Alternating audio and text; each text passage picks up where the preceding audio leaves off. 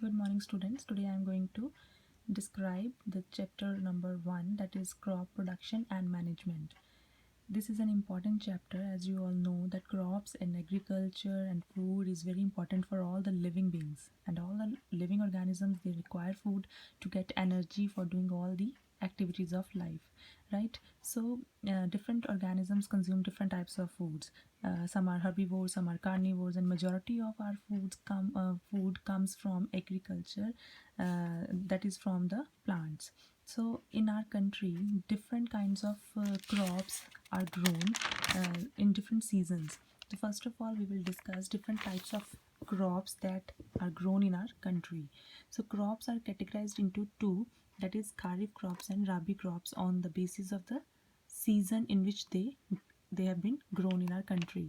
So first of all, we will discuss kharif crops. Kharif crops वो crops होती हैं which are grown mainly during the rainy season. Rainy season is generally from June to September. That means they are sown in June and they are harvested in the month of September.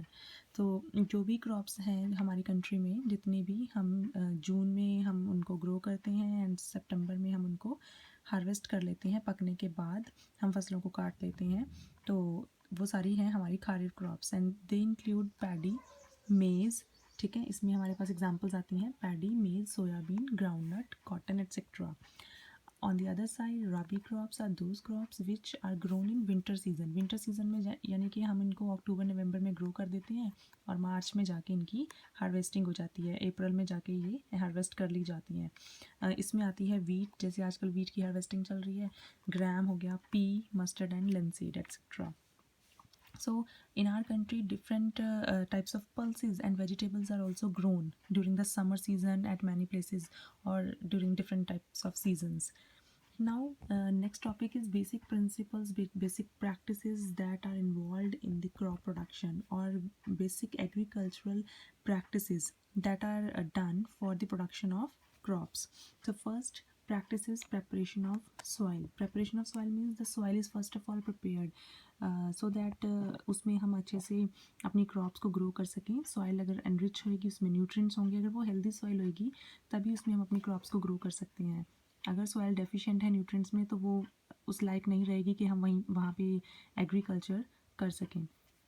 अगर soil okay है तो उसके बाद next step is sowing, ठीक है. Soil को prepare करने के बाद हम उसमें सोइंग करते हैं, हम अपने सीड्स को ग्रो करते हैं, फिर हम उसमें मैन्यूर्स एंड फर्टिलाइजर्स को ऐड करते हैं उसमें और ज़्यादा न्यूट्रिएंट्स को ऐड करने के लिए. फिर हम उनकी इरीगेशन करते हैं. Irrigation is the important method of giving water to the plants.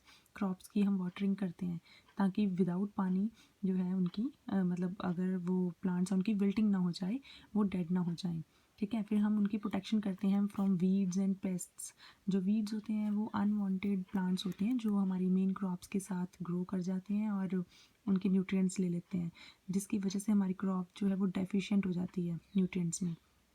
तो weeds they are unwanted plants which need to be removed from the main fields. After that when जब हमारी क्रॉप जो है वो पूरी तरह से राइप हो जाती है, फिर हम उसको हार्वेस्ट कर लेते हैं, कटिंग कर देते हैं उसकी. और हार्वेस्टिंग को हम मैनुअली भी कर सकते हैं, मशीन से भी कर सकते हैं. फिर लास्टली जब हार्वेस्टेड क्रॉप हमारे पास होती है, हम उन ग्रेन्स को स्टोर करते हैं फॉर लेटर यूज़, राइट. तो अब हम इन सारे बेसिक जो प्रिंसिपल्स हैं क्रॉप मैनेजमेंट के, क्रॉप प्रोडक्शन के, इनको हम डिटेल में वन बाय वन डिस्कस करने जा रहे हैं. तो first is preparation of soil. अभी मैंने जैसे आपको बताया कि सबसे पहले इम्पॉर्टेंट स्टेप जो है एग्रीकल्चर का, वो है सॉइल को प्रिपेयर करना क्रॉप्स के लिए. और उसके लिए हम बिफोर ग्रोइंग द क्रॉप, उसमें सीड लगाने से पहले हम क्या करेंगे, एक प्रॉपर टाइम में, एक सीज़न के साथ हम देखेंगे पहले कि कौन सी क्रॉप का सीज़न है, तो उसके अकॉर्डिंग ही हम अपनी सॉइल को प्रिपेयर करेंगे कि हमने वहाँ पे कौन सी क्रॉप लगानी है, राइट. तो हम क्या करेंगे, turning and loosening of the soil. जब हम सॉइल को प्रिपेयर कर रहे हैं तो हम उसको लूज़ कर देते हैं. जो सॉइल लूज़ हो जाएगी तो उसमें प्लांट्स की रूट्स जो हैं वो ईजीली पेनिट्रेट हो सकती हैं, मतलब वो अच्छी जो उसकी जड़ें हैं वो अंदर तक जा सकती हैं, ठीक है. और जो एनिमल्स हैं, जो सॉइल में माइक्रो ऑर्गेनिजम्स रहते हैं, वो फ्रीली उसके अंदर रह सकते हैं और वो अपनी एक्टिविटी से सॉइल को और ज़्यादा लूज़ और सॉफ्ट बना देते हैं ताकि प्लांट्स को कोई प्रॉब्लम ना हो ब्रीदिंग में, गैसेस एक्सचेंज उनका ईजिली हो सके. इवन कुछ एनिमल्स हैं, कुछ ऑर्गेनिजम्स हैं जो अर्थ में, जो हमारी मिट्टी में रहते हैं और ये ह्यूमस फॉर्मेशन में हेल्प करते हैं और सॉइल की फर्टिलिटी को भी इंक्रीज़ करते हैं. So that's why they are called as farmers friends. इनको हम फ्रेंड्स ऑफ फार्मर्स बोल देते हैं. इसमें है earthworms and several microbes. तो basically earthworms they are called as farmers friends, क्योंकि ये turning and loosening of soil में भी हेल्प करेंगे और प्लस अपनी एक्टिविटी से ये ह्यूमस भी ऐड करते हैं सॉइल में. जब माइक्रोब्स जो हैं, जब कोई भी जो भी ऑर्गेनिज्म अर्थ में रह रहा है, जो मिट्टी में रह रहा है, वो अपनी एक्टिविटी से डेड डिकेइंग ऑर्गेनिक मैटर को जब वो डिकम्पोज करता है तो उसकी डिकम्पोजिशन से कम्प्लेक्स ऑर्गेनिक सब्सटेंसेस दोबारा से इनऑर्गेनिक फॉर्म में सॉइल में मिक्स हो जाते हैं और सॉइल की जो न्यूट्रिएंट साइकिलिंग है वो कंप्लीट हो जाती है. जो न्यूट्रिएंट्स एक बार सॉइल से चले जाते हैं प्लांट रूट्स के थ्रू, वो दोबारा से डेड बॉडीज़ की डिकम्पोजिशन से माइक्रोब्स के द्वारा वो सॉइल में ऐड कर दिए जाते हैं. तो इस तरह से सॉइल में न्यूट्रिएंट्स की कभी भी कमी नहीं होती. ठीक है. नेक्स्ट इज़ टिलिंग और प्लोइंग. टिलिंग और प्लोइंग ये एक वो मेथड है जिससे हम सॉइल को लूज़ करते हैं. तो इस मेथड में हम जो अपरेटस यूज़ करते हैं दैट इज़ प्लो. प्लो जो है वो वुड का या आयरन का बना होता है और इससे पहले अगर हमने प्लोइंग करनी है तो इससे पहले हम अपनी सॉइल को, अगर तो वो ड्राई है तो हम उसको पानी देंगे, उसको वाटर से थोड़ा सा सॉफ्ट कर देंगे, तो उसके बाद हम उसकी प्लोइंग करेंगे. प्लोइंग के बाद इन केस वहाँ सॉइल में कुछ क्रम्स बने हुए हैं, क्रम्स होते हैं जो लम्प्स होती हैं, जो गांठें बन जाती हैं मिट्टी की, क्योंकि हमें तो बिल्कुल लेवल इवन सॉइल चाहिए. अगर सॉइल अनइवन है, उसमें क्रम्स बने हुए हैं, तो हम उसको ब्रेक करेंगे उन क्रम्स को. और ब्रेक किसकी हेल्प से करेंगे? हम प्लैंक की हेल्प से. और प्लैंक के साथ क्रम्स को तोड़ने के बाद हम सॉइल को लेवल कर देंगे with the help of a leveller. Right.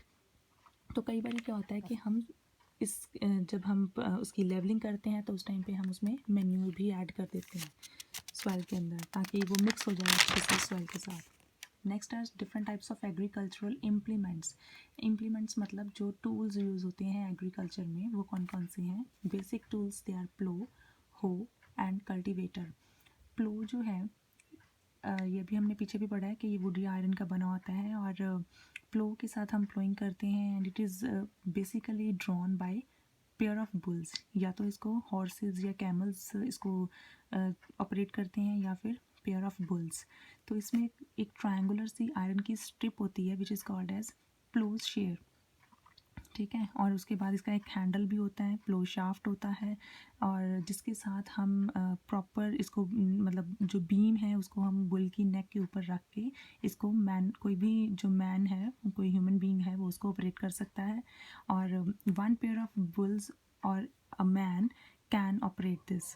And iron ploughs now जो है वो nowadays they are mostly used. और इसके यूजेस क्या हैं? प्लो जो है वो टिलिंग के लिए काम आता है, सॉइल को लूज़ करने के काम आता है. सॉइल में हम फर्टिलाइजर्स ऐड कर सकते हैं उसकी हेल्प से. हम वीड्स को भी रिमूव कर सकते हैं प्लो की हेल्प से. And it is also used for the scrapping of soil. ठीक है. नेक्स्ट है हमारे पास हो. हो इज़ जो है it is a long rod और वुड और आयरन. ये वुड का हो सकता है, आयरन का एक रॉड हो सकता है, जो कि स्ट्रॉन्ग एक ब्रॉड बेंट या प्लेट ऑफ आयरन के ऊपर फिक्स होता है. और इसके साथ हमें एक ब्लेड भी अवेलेबल होता है which is pulled by animals. ठीक है. और इसके यूजेस क्या हैं कि इसको हम वीड्स की रिमूविंग के लिए और सॉइल को लूज़ करने के लिए हम इसको यूज़ करते हैं. कल्टीवेटर जो है it is ploughing now days majority of the farmers they use tractor driven cultivators. मतलब कल्टीवेटर जो है वो ट्रैक्टर के साथ अटैच होता है और उसको वो फिर अपनी एग्रीकल्चर के लिए यूज़ करते हैं. क्योंकि ये जो मेथड है यूजिंग अ कल्टीवेटर, ये लेबर भी सेव करता है और टाइम को भी सेव करता है. तो आजकल majority of farmers they use tractor driven cultivator. ठीक है. नेक्स्ट है agriculture practice number 2 that is sowing. अब प्रेपरेशन हो गई है सॉइल की, अब हमने क्या करनी है? उसकी सोइंग करनी है. तो सोइंग के लिए सबसे पहले हम क्या करेंगे? हम सीड्स को सेलेक्ट करेंगे. सीड्स को सेलेक्ट करना एक इम्पॉर्टेंट टास्क है, क्योंकि अगर हमारा सीड गुड क्वालिटी का है तभी जाके वो गुड क्वालिटी की क्रॉप वहाँ पे प्रोड्यूस कर पाएगा. अगर सीड्स जो हैं वो बैड क्वालिटी के हैं, अगर वो डिजीज्ड हैं, तो हमारी क्रॉप गुड क्वालिटी की नहीं होगी. ठीक है. तो सबसे पहले सिलेक्शन ऑफ सीड्स हम कैसे कर सकते हैं? हम जो भी हमें क्रॉप ग्रो करनी है, हम उसके सीड्स को सबसे पहले वाटर में सोक करके रख सकते हैं। जब हमने पानी में उसको सोक करके रख दिया तो फिर उसके बाद हम डे आफ्टर दैट हम जब उसको ऑब्ज़र्व करेंगे तो जो सीड्स हॉलो होंगे उन मतलब वो हमें उससे पता चल जाएगा कि कौन से सीड्स हैं वो डैमेज हैं, वो हॉलो हैं, वो लाइट इन वेट हैं, वो ऊपर फ्लोट करेंगे। जो सीड्स बल्की होंगे वो हैवी होंगे और फ्रेश होंगे, वो बिल्कुल नीचे बॉटम पे सेटल डाउन हो जाएंगे।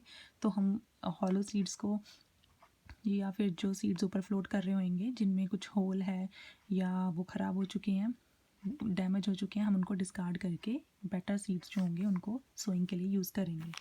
फिर है हमारा इम्पॉर्टेंट टास्क कि हम कौन सा टूल यूज़ करें सोइंग के लिए।